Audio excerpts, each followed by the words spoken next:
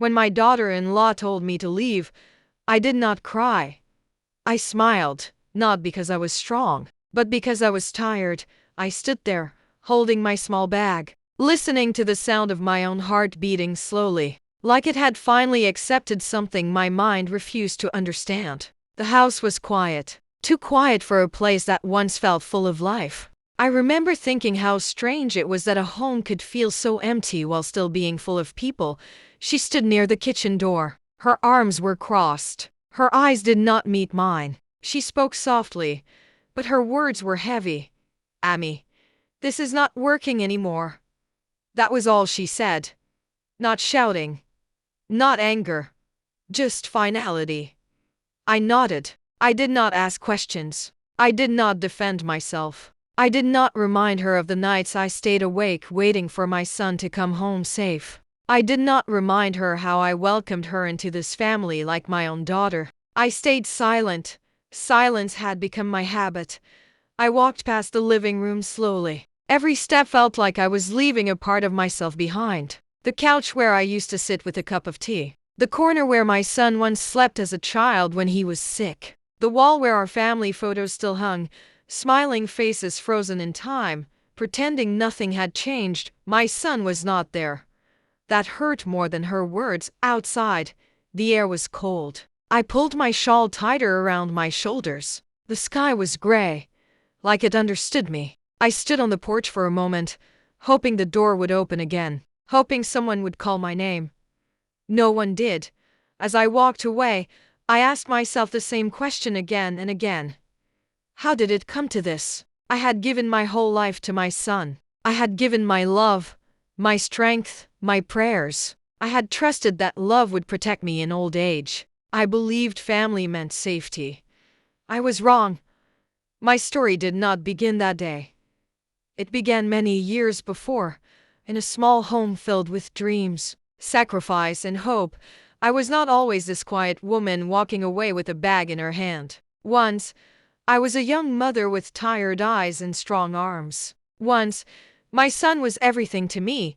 His father passed away when my son was only 6 years old. That day, my world broke into pieces. I remember sitting on the floor, holding my son, telling him everything would be okay while my own heart was screaming in fear. From that day on, I became both mother and father.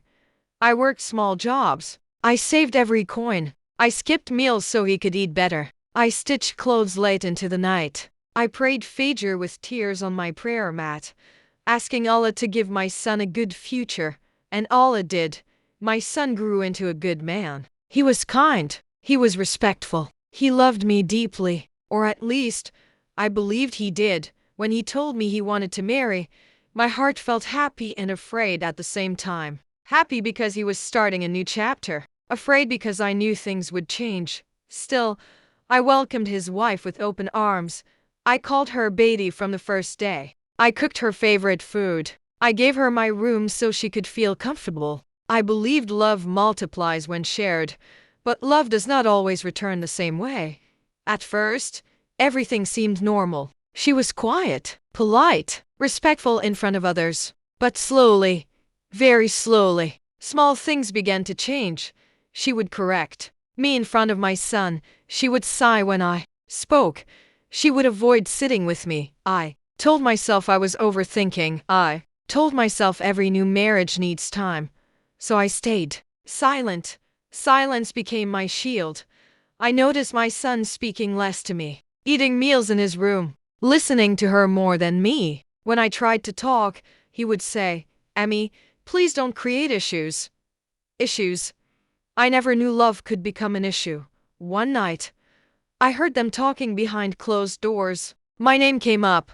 I did not try to listen, but my ears heard anyway. I heard my daughter-in-law say something that made my heart stop. "She's controlling your life."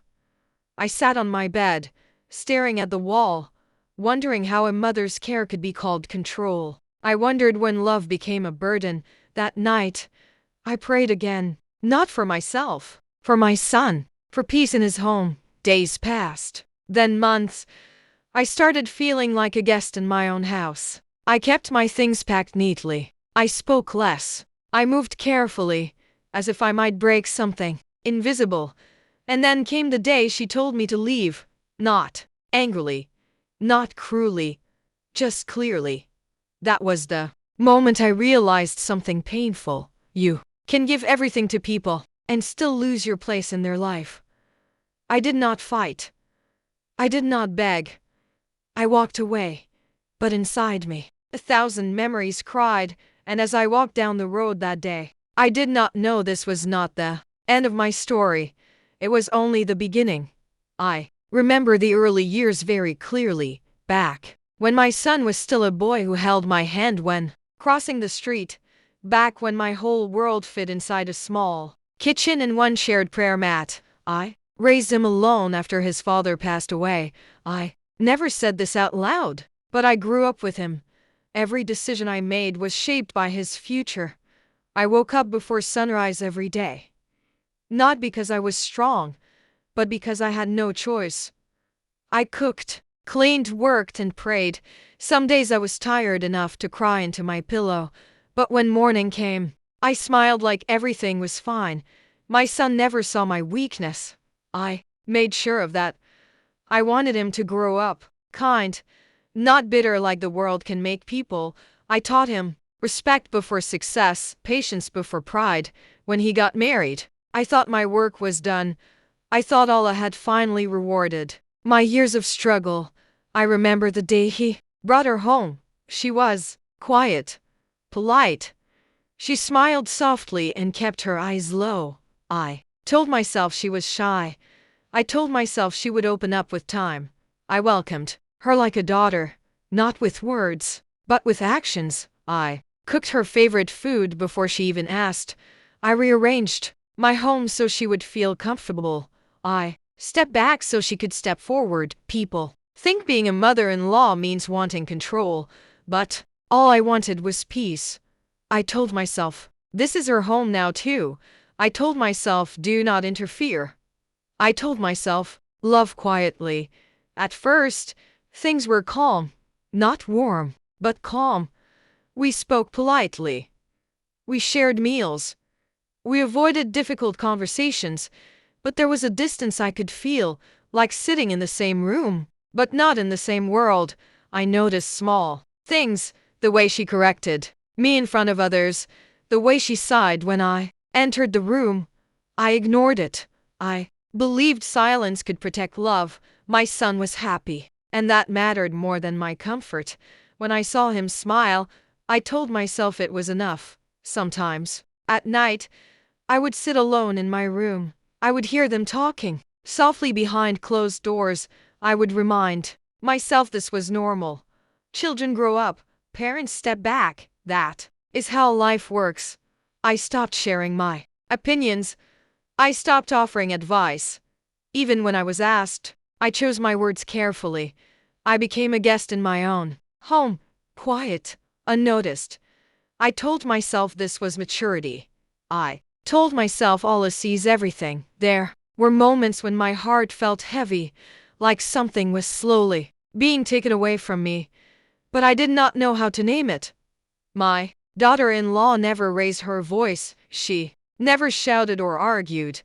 Her strength was in her silence, in the way she slowly changed things. Meals shifted, routines changed, decisions were made without me.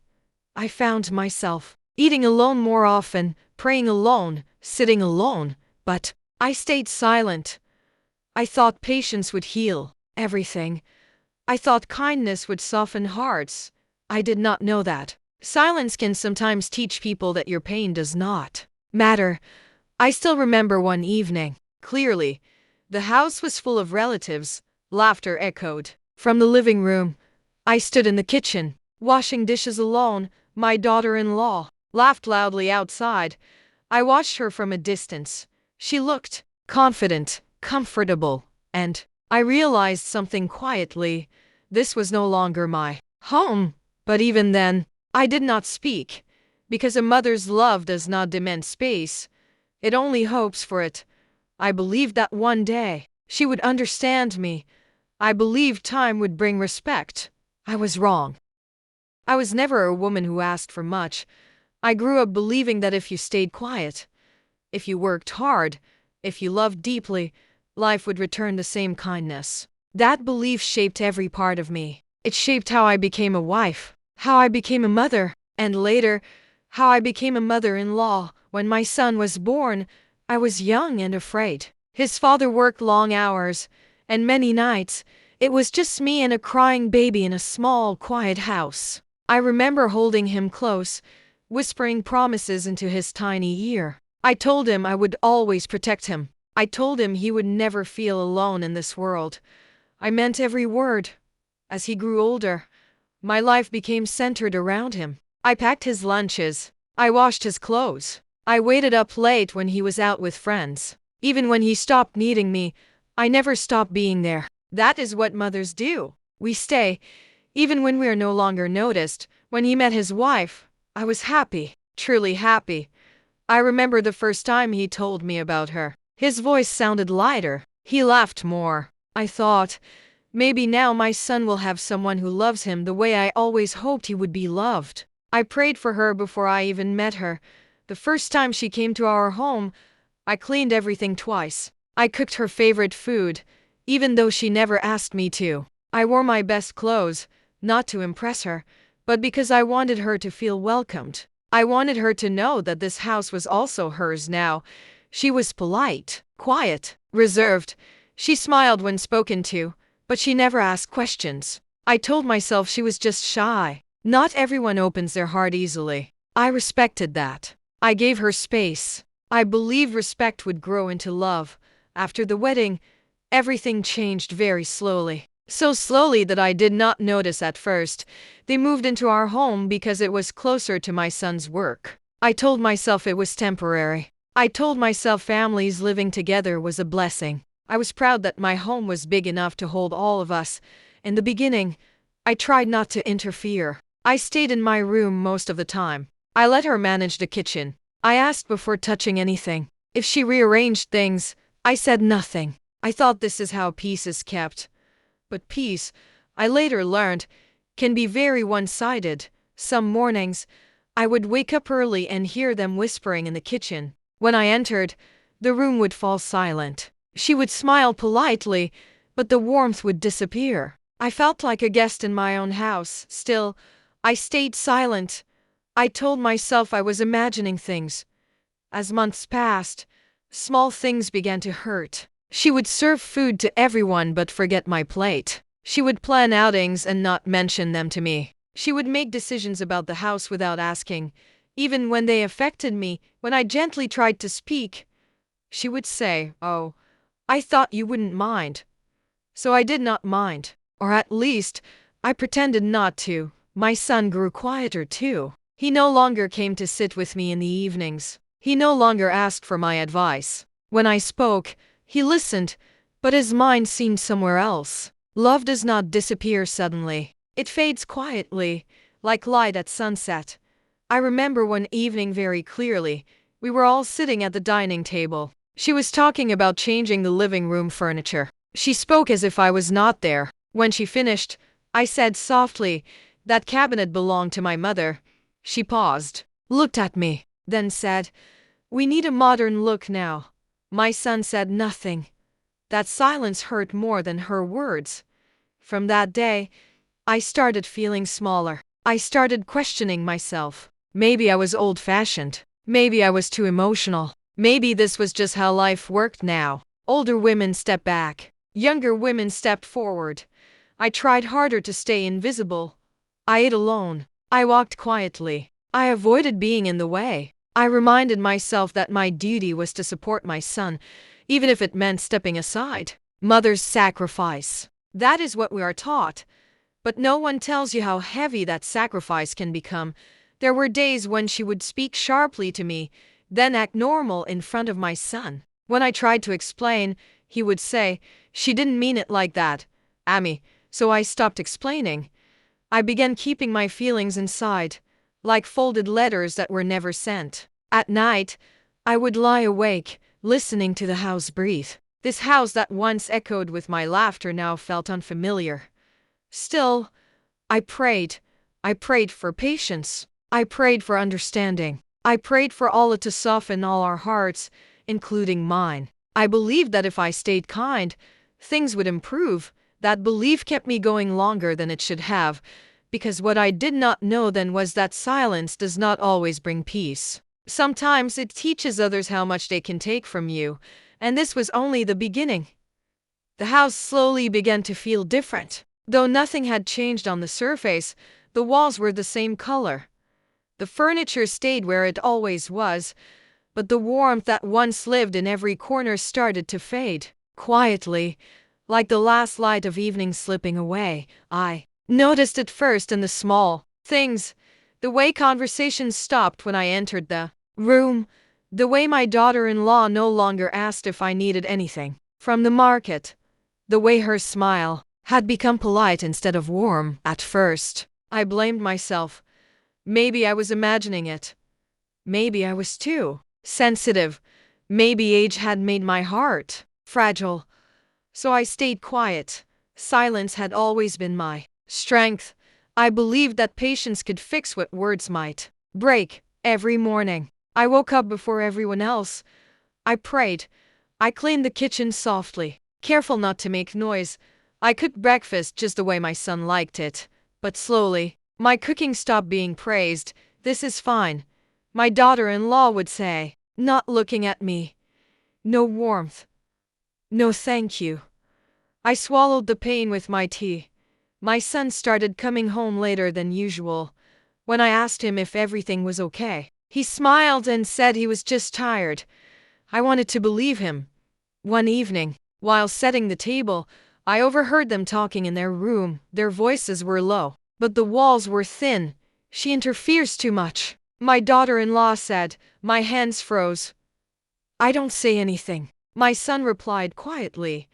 "But she's always there," she said. "I feel like this isn't my home." My heart dropped. I wasn't interfering. I was existing. That night, I lay awake staring at the ceiling, every word replayed in my mind like a slow echo. I asked myself questions that had no answers. Was my presence a burden? Had my love become unwanted? Was this no longer my home? The next day, I tried to step back. I stayed in my room longer. I ate quietly. I avoided giving advice, even when asked. Still, the distance grew. My daughter-in-law started making changes to the house without telling me. Furniture moved. Photos taken down. One day, I noticed my late husband's picture missing from the living room. "Where is it?" I asked gently. She didn't look up from her phone. "I moved it. It didn't match the decor." I nodded. That picture had stood there for years. It was the last place his smile lived in this house. That night, I cried silently into my pillow, not because of the picture, but because of what it meant. I was being erased. Slowly, politely, quietly. The tension grew heavier each day. Meals were eaten faster. Laughter disappeared. Even the air felt uncomfortable. Sometimes, my daughter-in-law would correct me in front of guests. Sometimes she would sigh loudly when I spoke. Never directly rude. Never openly cruel. Just enough to remind me I was unwanted. My son noticed, but he said nothing. That hurt more than her words. One afternoon, I heard my daughter-in-law speaking to her mother on the phone. "She doesn't understand boundaries," she said. "I feel suffocated." I sat on the edge of my bed, holding my chest. I had raised my son alone after his father passed. Every sacrifice, every sleepless night. And now, I was suffocating someone just by being alive in my own home. That evening, I cooked dinner and waited for them. They came late. They ate quietly. Then my daughter-in-law looked at me and said something that stayed with me forever. "You should rest more. You don't need to do all this." Her words sounded kind, but her eyes told a different story. She wasn't concerned. She was asking me to disappear. I smiled and nodded. Inside, something cracked. I started to feel like a guest in my own life, like someone waiting for permission to breathe every night. I prayed for strength, not to fight, but to endure. I told myself, Allah sees everything. He knows my heart. He knows my intentions. I stayed silent, because silence had always protected me. But I didn't know then. Silence was also slowly taking everything away from me. The day everything changed did not begin with shouting. It began with silence. That morning, I woke up earlier than usual. The house felt heavy, like the air was holding its breath. I sat on the edge of my bed for a long time, listening to the faint sounds from the kitchen downstairs. I could hear plates being placed on the counter. I could hear my daughter-in-law's footsteps, but no one called my name. Usually, she would say, "Amy, tea is ready." That day, there was nothing. I slowly stood up and wrapped my shawl around my shoulders. As I walked toward the door, my heart felt uneasy, though I did not know why. Something inside me whispered that this day would not end the same way it started. When I reached the kitchen, my son was sitting at the table. He was scrolling on his phone. He did not look up when I entered. My daughter-in-law stood near the sink, her back turned toward me.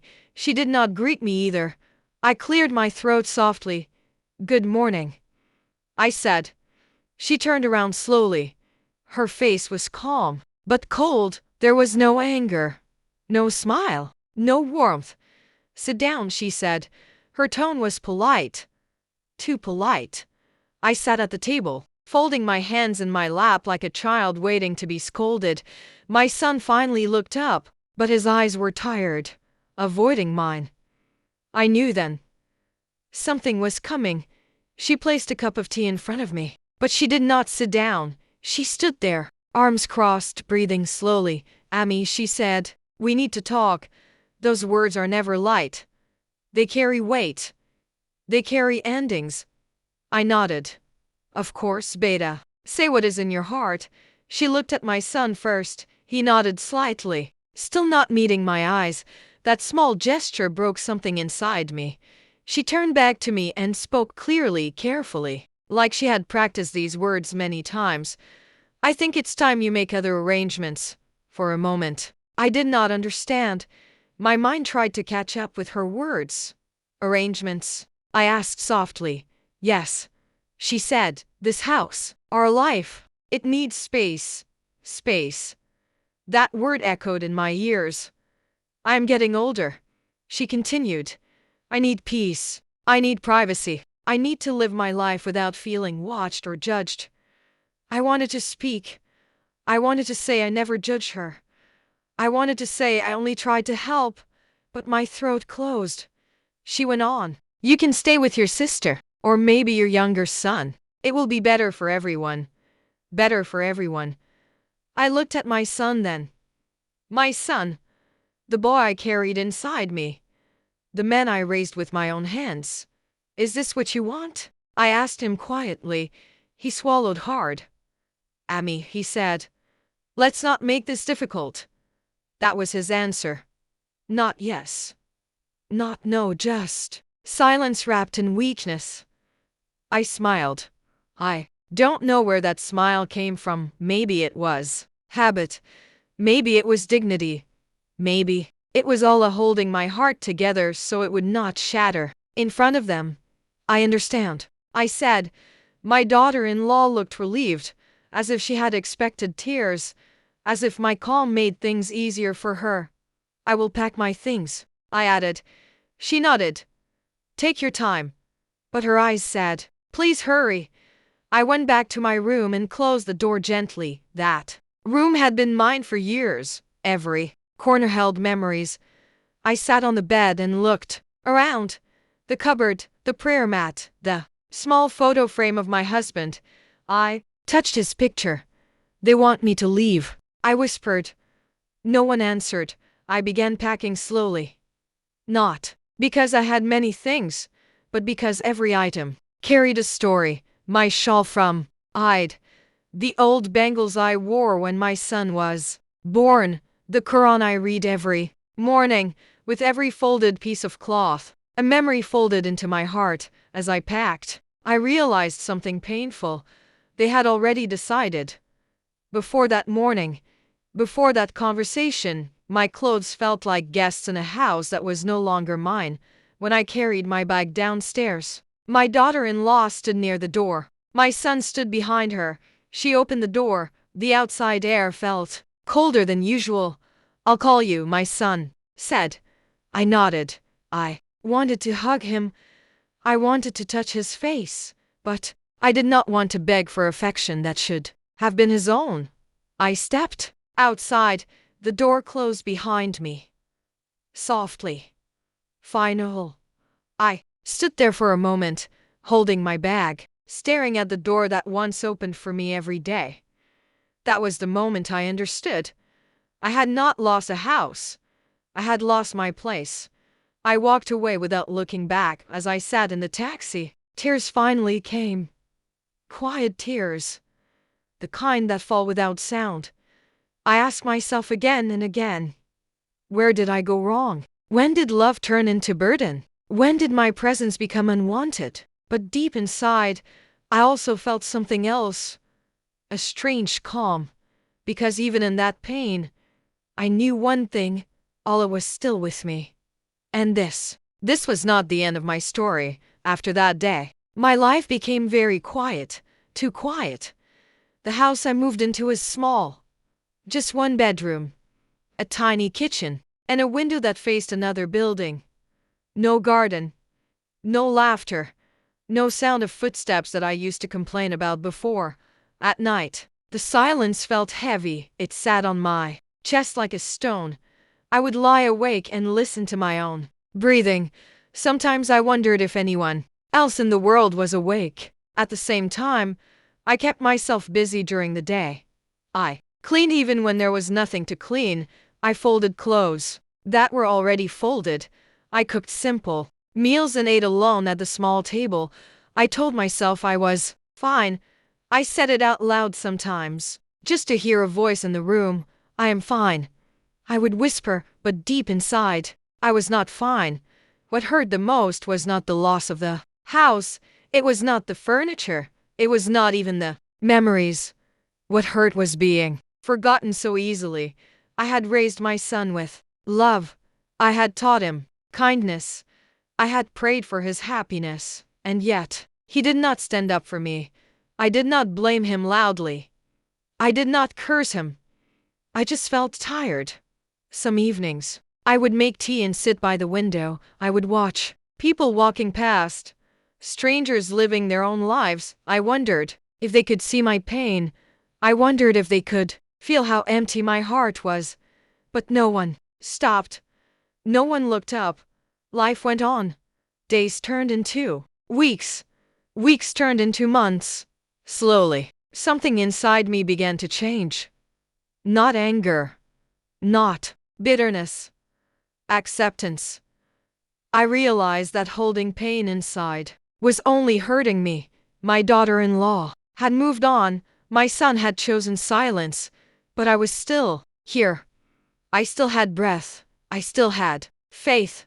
One morning, after Fajr prayer, I sat on my prayer mat longer than usual. The room was dim. The world felt still. I raised my hands and spoke to Allah like I had not spoken in a long time. Ya Allah, I said softly, you know my heart. You know what I lost, and you know what I never said. Tears came, slow and quiet. They fell onto the mat. One by one. I forgive them, I whispered. Not because they asked, but because I need peace. That moment did not change everything, but it changed something. I felt lighter. Forgiveness did not erase the pain, but it stopped the pain from controlling me. After that, I began to live differently. I started going to the masjid nearby. I met women my age. Some had lost husbands, some had lost children, some had lost themselves. Listening to their stories made me feel less alone. One woman once said to me, Allah takes something from us, but He always gives something else. I held on to those words. I began volunteering at a small community kitchen. Nothing big, just helping prepare meals, serving tea. People smiled at me there. They thanked me. It had been a long time since anyone had thanked me. At night, when loneliness returned, I reminded myself that Allah sees everything, even the tears no one else notices, even the sacrifices that go unrecognized. One afternoon, my phone rang. I had not heard that sound in days. It was my son. For a moment, I stared at the screen, my heart beat fast. My hands shook. I answered calmly. Assalamu alaikum, I said. There was silence on the other end. Then his voice. Ami, how are you? That simple question carried so much weight. I am okay, I replied, and this time, I meant it. He did not apologize. He did not explain. He just said he missed me. I did not remind him of the past. I did not ask why. Some wounds do not need reopening. Before ending the call, I said only one thing: may Allah guide us all. I told him. After that call, I sat quietly for a long time. I realized something important. Closure does not always come with apologies. Sometimes it comes with acceptance. Sometimes it comes when you stop waiting for others to fix what they broke. I chose peace. I chose dignity. I chose to live the rest of my life without begging for love. That should have been given freely. Today, I still think of that house sometimes. I still remember the sound of my grandson's laughter. I still remember the day I walked out with nothing, but I no longer cry over it, because Allah replaced my loss with strength. He replaced my silence with understanding. He replaced my loneliness with Himself, and that is enough. I sit alone many evenings now, and the house is quiet in a way that feels different from before, not empty, just calm. The same walls still stand, the same windows open to the same sky, but something inside me has changed. I no longer wait for footsteps that may never come, or listen for a voice that once spoke with love and then with coldness, and I no longer ask myself what I did wrong every night. Instead, I sit with my thoughts and, for the first time in many years, I listen to my own heart. There was a time when silence was my weakness, when I stayed quiet out of fear of breaking the family, fear of being called difficult, fear of losing the little love I had left. But now I understand that silence can also be strength, patience, and trust in Allah. When my daughter-in-law took everything from me, I thought Allah had forgotten me, that my prayers were unheard and my tears meant nothing. But Allah was watching every quiet tear, every silent prayer, every moment I chose peace over anger. As days turned into weeks and weeks into months, I learned how to live again. Not for anyone else but for myself and for Allah. I began waking up early for Fajr, not because I had to, but because it brought me peace. Sitting on my prayer mat long after prayer ended, sometimes speaking to Allah, sometimes crying, sometimes saying nothing at all, and somehow that silence felt heard. One afternoon, while folding laundry, I realized I was no longer angry. The pain remained, but the bitterness had softened, and I no longer wished harm or regret on my daughter-in-law, only that Allah would guide her heart. Forgiveness came quietly, not as a decision, but as a feeling that slowly replaced the hurt. Then one day there was a knock at my door, and though I wasn't waiting for anyone, something inside me told me to open it, and there stood my son, older, tired, carrying a weight he had held too long. We stood in silence before he softly asked if he could come in, and we sat at the same table where I once felt invisible. But this time he truly looked at me and admitted he was wrong. That staying quiet did not keep peace but destroyed us both. As tears fell, I placed my hand over his and told him I had forgiven him long ago, because Allah teaches us that hearts heal when we trust Him. He spoke of guilt and regret and how silence haunted him too, and I listened not to judge, but to understand. When he asked if I would ever come back, I told him I never left, I only stepped back. That night I prayed with a lighter heart, thankful not because everything was fixed, but because I had found peace, something no one can take away. Life does not always give us justice the way we imagine, and sometimes apologies never come or doors never fully reopen. But Allah gives something greater: strength, clarity, and peace that does not depend on others. I learned that kindness is not weakness, Silence is not invisibility, and letting go is not losing. Sometimes letting go means trusting Allah to carry what we no longer can. If you feel unseen, pushed aside, or if your kindness was mistaken for weakness, remember that Allah sees you, Allah hears you, and Allah never wastes patience. For the Prophet Muhammad, peace be upon him, taught us that true strength is controlling oneself during pain. I stayed silent not because I had nothing to say, but because I chose faith over bitterness. And this is not a story of loss, it is a story of quiet strength, where the greatest reward is not getting everything back, but finding yourself again. Thank you for listening with an open heart, and may God see every silent struggle and replace pain with peace. Until next time, this was Voice of Anti-Universe.